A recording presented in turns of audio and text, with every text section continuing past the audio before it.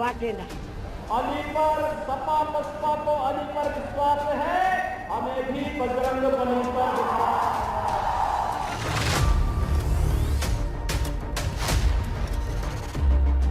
इंशाअल्लाह दोबारा योगी को उत्तर प्रदेश का मुख्यमंत्री नहीं बनने देंगे। नमस्कार, उत्तर प्रदेश चुनावी आंकड़ों के साथ स्वागत है। आखिर उत्तर प्रदेश की 403 सीटों के लिए फलौदी सट्टा बाजार का क्या आंकड़ा जारी हुआ है।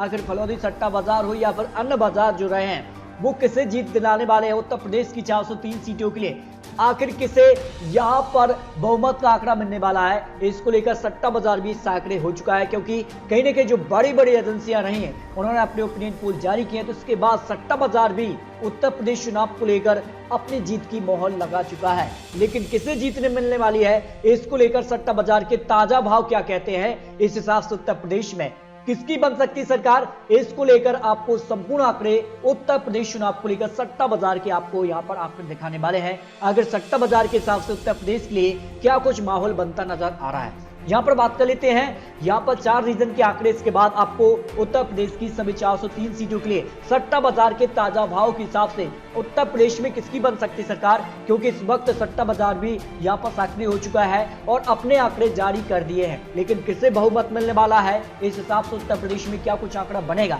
लेकिन शुरुआत करते हैं पूर्वांचल क्षेत्र के 130 विधानसभा सीटों के लिए। अन्य की बात की जाए तो 5% वोट शेयर के साथ 3 से 5 सीट अन्य के पक्ष में सट्टा बाजार के हिसाब से जाने की संभावना है। जबकि पूर्वांचल क्षेत्र की अगर बात की जाए तो कांग्रेस को 7% वोट शेयर के हिसाब से 204 सीटें पूर्वांचल में कांग्रेस को मिलने का अनुमान सट्टा बाजार ने लगाया है। जबकि पूर्वांचल क्षेत्र की 130 विधानसभा सीटों में से बसपा को बात की जाए तो 12% वोट शेयर के साथ 6 से 8 सीटें जाने का अनुमान लगाया है। जबकि पूर्वांचल क्षेत्र के ही लिए समाजवादी पार्टी को 35% वोट शेयर के साथ 48 से 52 सीटें मिलने का अनुमान सट्टा बाजार ने लगाया है। जबकि यहां पर पूर्वांचल क्षेत्र की 130 विधानसभा सीटों के लिए बीजेपी को यहां पर 41% वोट शेयर के साथ 71 से 75 सीटें मिलने का अनुमान सट्टा बाजार ने लगाया है। जबकि पश्चिमी यूपी की 136 सीटों के आंकड़ों पर गौर करें तो सट्टा बाजार के हिसाब से 5% वोट शेयर अन्य के खाते में, इस हिसाब से 2 से 4 सीटें अन्य के खाते में जा सकती हैं। जबकि यहां पर बात करें कांग्रेस के लिए तो 7% वोट शेयर के हिसाब से 2 से 4 सीटें जाने का अनुमान कांग्रेस के लिए सट्टा बाजार ने लगाया है। इस हिसाब से अगर बात की जाए तो बसपा को 15% वोट शेयर के हिसाब से 3 से 5 सीटें सट्टा बाजार के हिसाब से पश्चिमी यूपी में जाने का अनुमान लगाया गया है। जबकि पश्चिमी यूपी में समाजवादी पार्टी को यहां पर 33% वोट शेयर के हिसाब से 54 से 58 सीटें जाने का अनुमान लगाया है। जबकि यहां पर बात कर लेते हैं बीजेपी के लिए पश्चिमी यूपी की 136 सीटों में से 40% वोट शेयर के हिसाब से 75 से 79 सीटें जाने का अनुमान लगाया है। जबकि अवध रीजन की 118 सीटों में से अगर बात की जाए तो सट्टा बाजार के हिसाब से अन्य के पक्ष में 8% वोट शेयर के हिसाब से 1 से 2 सीटें जाने का अनुमान लगाया है।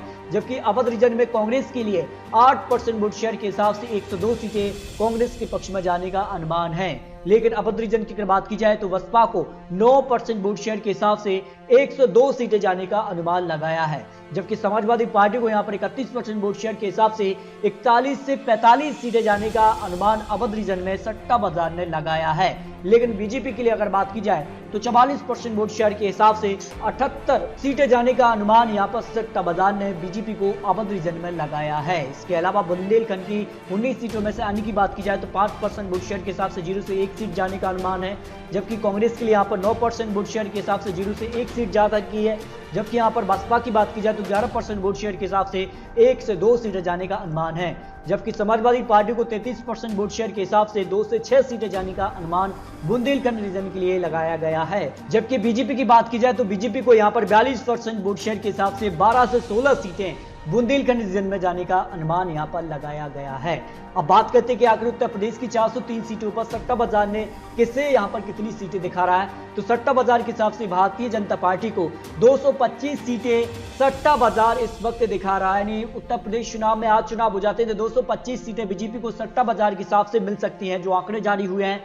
जबकि सट्टा बाजार ने यहां पर बात की जाए तो 100 रुपए 225 सीटों पर लगाने पर यहां पर करीब 200 रुपए का भाव दिया जा रहा है। यानी 2 गुने का भाव यहां पर दिया जा रहा है, 1 के बदले 2 रुपए का भाव यहां पर उत्तर प्रदेश के लिए बीजेपी को यहां पर 225 सीटों के लिए आंकड़े जारी हैं। जबकि अगर बात करें तो सट्टा बाजार के हिसाब से 228 सीटें से अगर ज्यादा बीजेपी प्राप्त करती है तो फिर आपको 3 गुना यहां पर जो है भाव दिया जा रहा है। यानी 1 रुपए लगाने पर आपको 3 रुपए मिल जाएंगे, यानी 100 रुपए लगाने पर आपको 300 रुपए का भाव सट्टा बाजार दिखा रहा है। यानी भारतीय जनता पार्टी सरकार बनाने के आंकड़े तक पहुंच रही है, लेकिन ज्यादा सीटें मिलने का अनुमान सट्टा बाजार ने भी नहीं लगाया है, क्योंकि जो 5 से 6 बड़ी एजेंसी ने ओपिनियन पोल जारी किए थे उस हिसाब से उत्तर प्रदेश में बीजेपी सरकार यानी बहुमत के आसपास ही दिखाई दे रही है। बम्पर जीत मिलने का अनुमान किसी भी एजेंसी ने नहीं लगाया है। ये अब तक के लिए सट्टा बाजार के आंकड़े जारी हुए हैं। जबकि समाजवादी पार्टी की अगर बात की जाए तो समाजवादी पार्टी को करीब 128 सीटें मिलने का अनुमान सट्टा बाजार ने लगाया है।